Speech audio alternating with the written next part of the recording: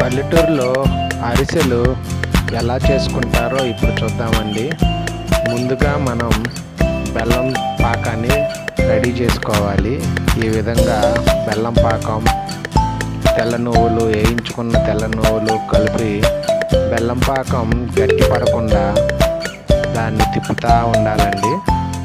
ఆ తర్వాత మనం ఆడించుకున్న బియ్యాన్ని నానబెట్టి ఆరబెట్టిన తర్వాత దాన్ని మరాడించుకోవాలండి.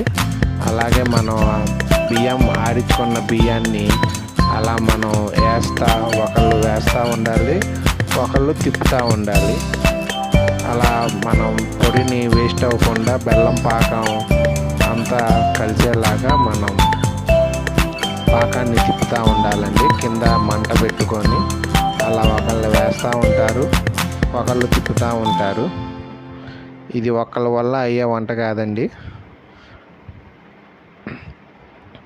ఇలా మనం ఆడించుకున్న బియ్యం కలిసేలాగా తిప్పుకోవాలి. చూసారా, చివరిలో పాకం ఇలా గట్టిపడాలండి.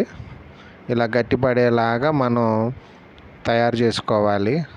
అరిసెలు తయారు చేసుకోవటానికి పాకం కొద్దిగా ఇలా అనుకూలంగా ఉండాలండి మనకి. మరీ జారుగా మరీ పాకం టైప్లో ఉండకూడదు. ఇలా కొద్దిగా గట్టిగా ఉండాలి. అందుకని మనం ఇలా తిప్పుతూ ఉండాలి.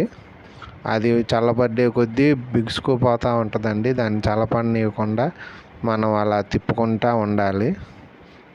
చూస్తున్నారుగా ఫ్రెండ్స్, వాళ్ళు ఏ విధంగా తిప్పుతున్నారో. ఆ తర్వాత మనం అరిసెలు చేసుకోవటానికి నూనెలో వేయించాలి కాబట్టి ఒక కళాయిని పెట్టుకొని దాని నిండా నూనె పోయాలి. నూనె బాగా మరిగించాలి.